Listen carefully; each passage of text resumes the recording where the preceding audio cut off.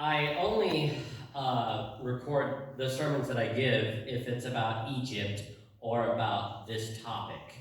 Um, the first time I heard about this topic was 2009, and ever since 2009, I have been collecting information on the internet, researching the Bible, and so for about 15 years, and somewhere, my wife can tell you where, but I can't. I have two file folders about that is all about this topic about the heart. And I have a half-written book that I never finished because I have a degree in religion and now I have one in history. I'll just say that I've met people who don't have degrees in those two topics, and some of them are a lot more knowledgeable than I am. So a degree isn't everything. Anyways, it can be helpful. And I never finished that book because I never met anybody who was like a neurologist or who was a neuroscientist. And so it makes no sense for somebody with a degree in religion to write about medicine.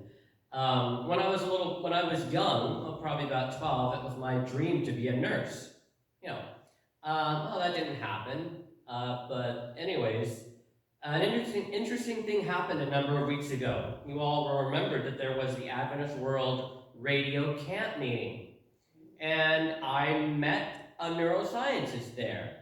I talked to him about my idea, and I had been trying to find somebody who was a neurologist or a neuroscientist for 10 years or so, but it never happened. And anyways, so this is the title of the book that I was working on was called The Heart of Redemption. I had about 6 chapters written, but again, I didn't finish it because I know nothing about the medical side of how the brain works and that sort of thing. But ever since I heard about this in 2009, I've always been interested in how the brain works, how the heart works, and how they work together. Traditionally, we've always thought that the heart was only a pump. That is what, a very advanced pump. But this field about the heart-brain connection, there is so much more information. And it is truly so interesting and amazing. And anyways, I'm recording this video to show to my friend who is a neuroscientist. So anyways, we'll see what happens.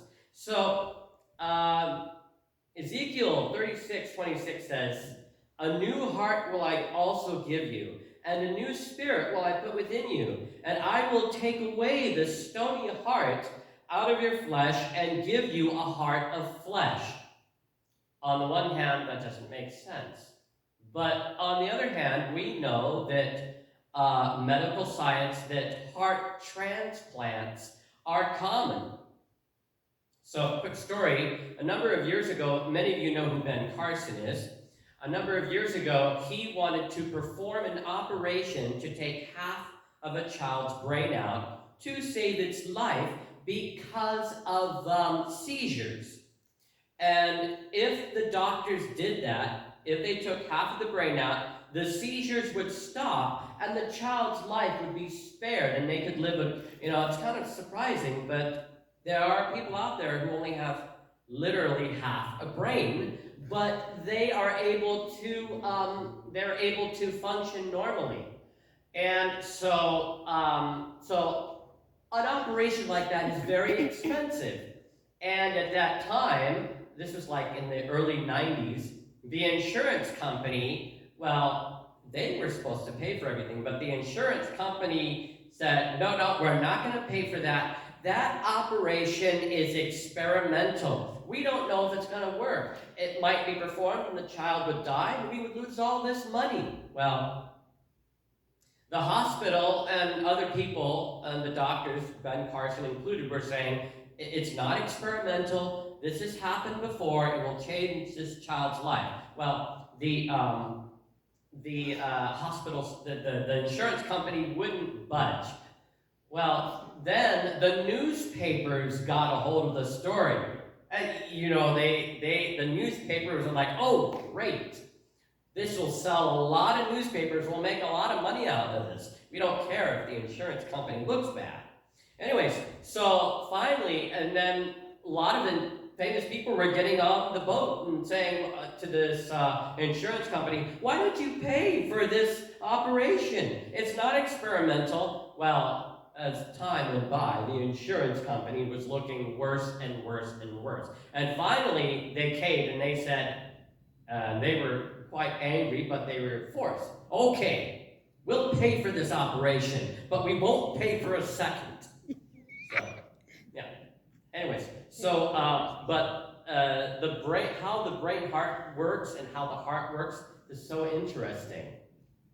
So, now, Disney and other companies will tell you that the heart is good and that it can only do good things. But if you look at the newspaper, or well, not the newspapers now, but there's so much bad news, and bad news makes and bad news sells. Anyways, but the Bible says something different. So the heart of redemption, let's look at this. So here are a couple of statistics about laughter and the heart. Laughter may really be the best medicine. That's what the Bible said. Laughter is the best medicine. A good hard laugh can send 20% more blood through your body and relax your blood vessel walls. At rest, it only takes 16 seconds for your blood to go from the heart to the toes and then travel all the way back to the heart. 16 seconds. And almost all mammals live for around 1 billion heartbeats. A rabbit, which has a very quick pulse, it takes about 3 years, and for it. But an elephant, 80 years. Only humans can live past the 2 billion heart mark.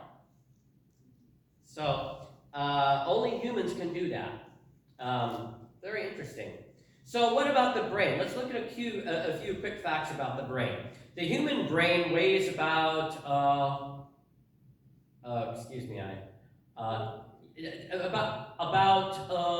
a pound or so. When I did this sermon last, I was in Korea, and they use the metric system. Anyways, the cerebrum is 85% of the total brain weight. And I used to know what the cerebrum was, but now I forgot. Is that the front part? Would that be? Yeah, I thought so. The human brain is made up of 60% fat, which is why I never go on a diet. So, anyways. Okay. It uses about 20% of oxygen in your blood. It goes up to about it uses up 25% of the glucose supply in your body. The brain is consistently comparable to consistency is comparable to tofu. 5 to 10 minutes of oxygen loss can lead to damage. Let's look at some more brain facts. Well, we've got it right there. The brain needs food, sleep, and stimulation. Short story. So there was a man many years ago, during World War II, I believe, who was put in solitary confinement. I don't remember the details.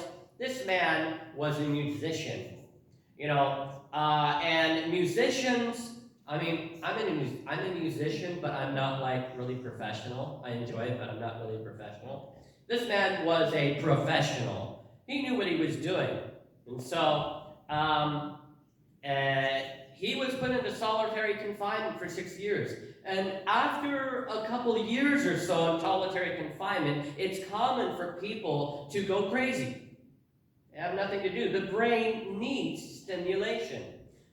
Well, this man had a great imagination, and he would pretend that he was playing something, and, he could tell when he had missed he could tell when he had missed a key. It's kind of like Michael Jordan. If he's shooting a ball, he could tell if he missed it just by the way his hands moves. Anyways, So this man was able to come out of solitary confinement with his, he wasn't crazy because he had spent all that time pretending to do various compositions. And so the brain needs stimulation. The brain has a massive reorganization between birth and year 1 and then 12 to 15. And the brain can restore itself. The brain is always learning. Let's go to the next slide. So neurocardiology, spell check always misses this word. There's a lot of research that needs to be done in this very interesting field. And over the 15 years or so that I have been investigating this, I've been able to determine, or there have been indicators, that laughter is a capacity of the heart. In part, dreaming is a capacity of the heart. You dream partly with your heart. Now, there are about 40,000 neurons in your heart, okay? There are, I don't remember the exact number, but billions of neurons in your brain. Now, from what I understand, and I'm still studying and I'm a little rusty, the neurons in your brain are kind of like a line. This information, kind of like a train going from one end of the line to the other. It stops here, it stops here. I hope that's not too inaccurate. But the neurons in your heart are different than the ones in your brain. The neurons in your heart communicate with every other neuron in your heart in some form at the same time. When God is talking to Job in the book of Job, God asked Job, I believe it's 80-some questions. One of the questions that God asked Job is, who gave the heart its wisdom? Who gave the heart its wisdom? Your heart, the way the neurons work, are different than your brain. Now, the Bible mentions the word heart over 500 times, and the word hearts in plural is mentioned over 100 times. The Bible has a lot to say about the heart. Let's look at a few more things.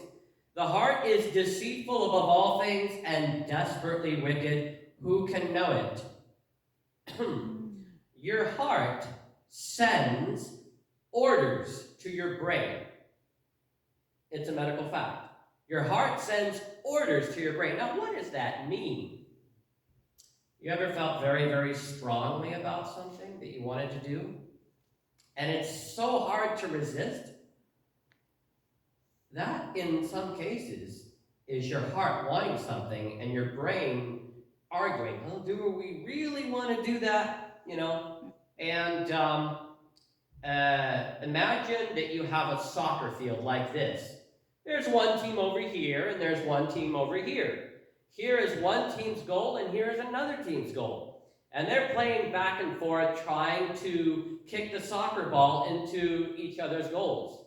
That is a normal soccer game. But what if, however strange it may sound, what if you had a soccer field that was like that? That wouldn't be fair, would it? The people going downhill would be able to score a goal much more easily. Well, that's us. The heart is deceitfully wicked and deceitful above all things and desperately wicked. We are like the soccer team on this side, trying to make the ball go up over here into the opponent's net. Okay? And running uphill with a soccer ball, how can that work? It won't work. But what God intends to do and wants and can do is to turn the soccer field like this, so that the enemy of souls then has to work harder. And it won't be so hard on us. We could spend all our lives saying, I'm not going to do that, I'm not going to do that, and we need to be saying things like that. but we need power. We need power to make right decisions. If we depend on our own willpower and strength, we miss the focus of who can give us the power. Who can give us the power? Jesus. So let's go on a little bit further. Proverbs 16:9. A man's heart plans his way, but the Lord directs his steps. There have been many times that I thought, oh, let's see, I'll do this and this and this and this. But Lord, you show me what you want me to do, and something else happens. Usually much better than what I had intended. Proverbs 23:7, for as he thinks in his heart, so is he. He can drink, he saith, did he, but his heart is not with thee. So, so sometimes, a lot of times, we say things, people say things that they want to mean, but maybe the power to carry that out is not there. So, okay, Psalms 119:32. I will run the way of thy commandments there's a typo, imagine that. When thou shalt enlarge my heart.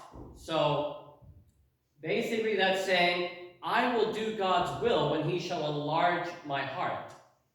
So, thy word have I hid in my heart, that I might not sin against you. I'm changing it to the older translation. And, the Bible is so interesting. And in life, we have so many situations, that confront us. But so often, there is a Bible verse for our specific situation. And what a wonderful thing it is to remember, oh, well, the Bible talks about this here. So, Daniel 2:30. But as for me, this secret is not revealed to me for any wisdom that I have, more than any living, but for their sakes that shall make known the interpretation of the king, that thou mightest know the thoughts of thy heart. So, as we all know in Daniel chapter 2, or in Daniel, Nebuchadnezzar, the great king of Babylon, ancient Babylon, goes to sleep, but right before he goes to sleep, he wonders, well, this wonderful, rich city, Babylon, is here, but what's going to happen in the future? Will it be here in the future? And he was wondering about this. And of course, God knew that Nebuchadnezzar was wondering this. God sent him a dream, which of course he forgot. And of course, Daniel, we all know the story, Daniel interprets the dream. Though Daniel's humility is very refreshing. We know he was wise, but he didn't claim to be wise. So, anyways, there seems to be a small percentage of people who so neurocardiology is also involved with heart transplants. There is something called cellular memory. Cellular memory is kind of like information that stays in the cells of your heart. Now, we can take a flash drive and put information on it. But in the same way, your cells can store information too. So when somebody gets a new heart, typically they don't know anything about the donor. That information is kept secret. Now, that's not always the case.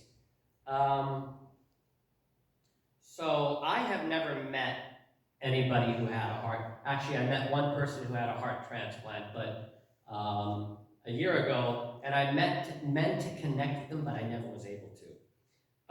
So neurocardiology is a big word. So neurocardiology. So neuro, brain, and cardiology, heart. Again, spell check often flags this word as misspelled. So there have been many case studies of people who have had heart transplants. It seems that most people who have heart transplants do not experience anything like this. But there are people, of course, who experience changes when they get a new heart. Now, I have heard of people who have gotten a new liver, and all of a sudden they wanted to eat with this hand rather than this one. I've heard of people who have gotten a new kidney, and there have been very minor. So there are neurons in every body, in every organ in your body, pretty much. But the heart has so many that it's kind of different. There was a pastor once who got a heart transplant, and he would leave his house every day and go to his office in the little church and, write his sermon and, pray for people and that sort of thing. Every day, he would pass this restaurant, and he had this great desire to go in that restaurant. Well, I don't want to go in that restaurant. I'm going to go home and eat. Why do I want to go to that restaurant every day, the same? Why do I want to go in that restaurant? He found out later. The person who had donated the heart had gone to that restaurant every day after work. Yeah. And so there are so many interesting case studies of people who have gotten a new heart and the amazing things that have happened. Okay, so these are some case studies. The donor was a 16-month-old boy named Jerry who drowned in a bathtub. The recipient was a 7-month-old boy named Carter who was diagnosed with an abnormally shaped and defective heart. So, Carter was a shy little boy. Some little boys are shy, and some little boys are not.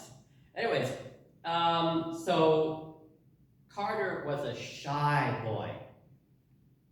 And it so happened that Carter and Carter's parents met the parents of Jerry. They'd never seen each other before.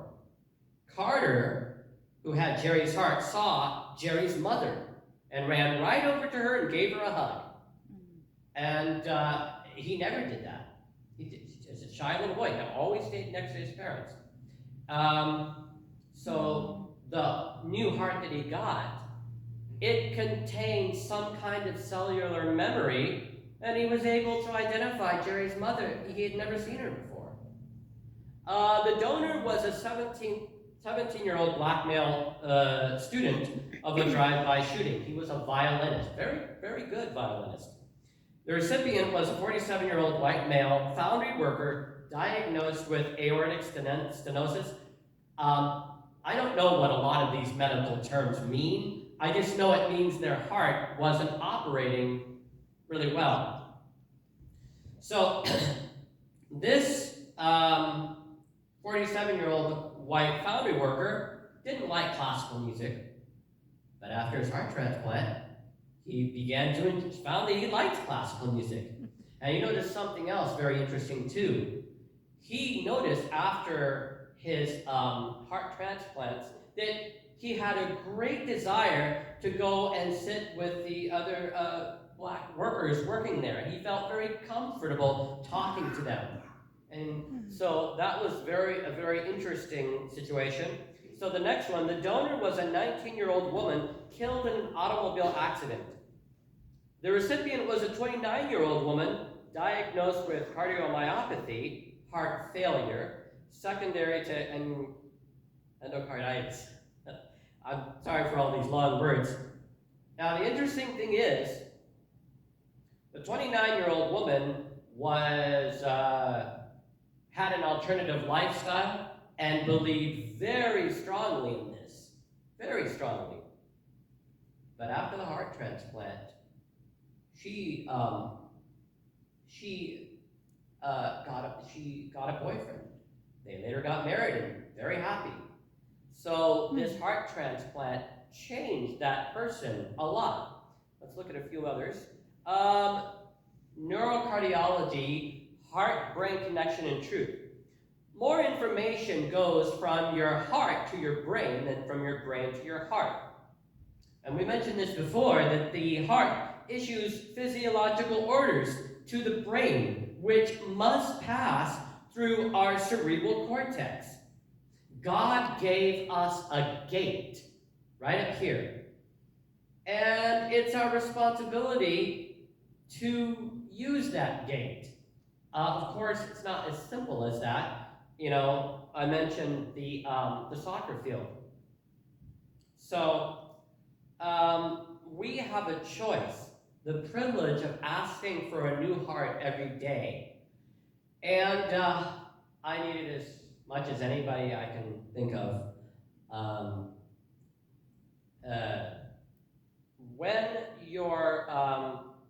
When your heart sends physiological orders to your brain, that's our opportunity. That is the time when we can pray, Lord, I want to do this.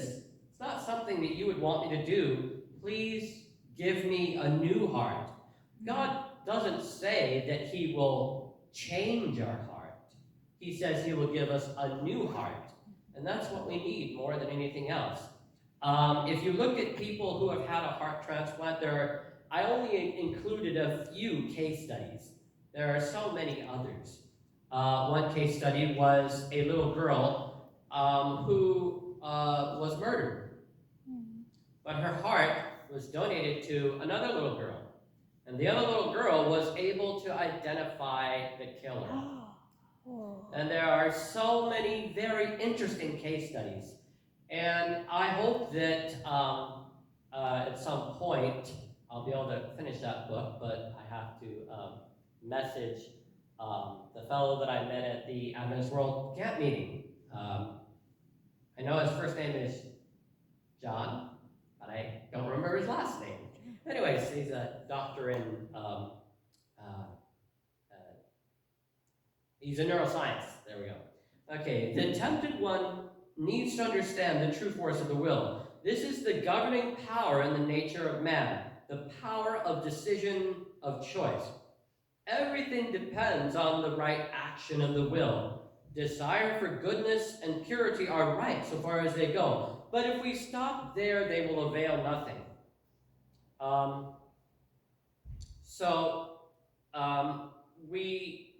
We need to ask God to help us to be good and pure and right.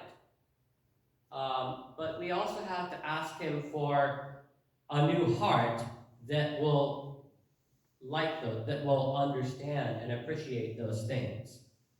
And we could go our whole lives trying to do what's right, trying to live as Christ would have lived. But we have to have special power for that. We need to ask God for a new heart. And when he gives us that new heart, and it could be quickly, it could take a lifetime, but we can be assured that he will give it to us when we ask in prayer. So I think this is the last slide. Oh, no, it's not. Okay. So a couple others. A new heart will I give you, and a new spirit will I put within you. I will take away the stony heart out of your flesh, and will give you a heart of flesh. Hebrews 7:25. This is a wonderful promise. Wherefore he is able also to save them to the uttermost that come unto God by him, seeing as he ever liveth to make intercession for them. We have to do this every day, maybe several times a day. Ask God for a new heart and thank him for that. Oh, that was the last slide. Okay. Let's remember every day, moment by moment, to ask God for a new heart. It'll be one of the best things we can do for ourselves and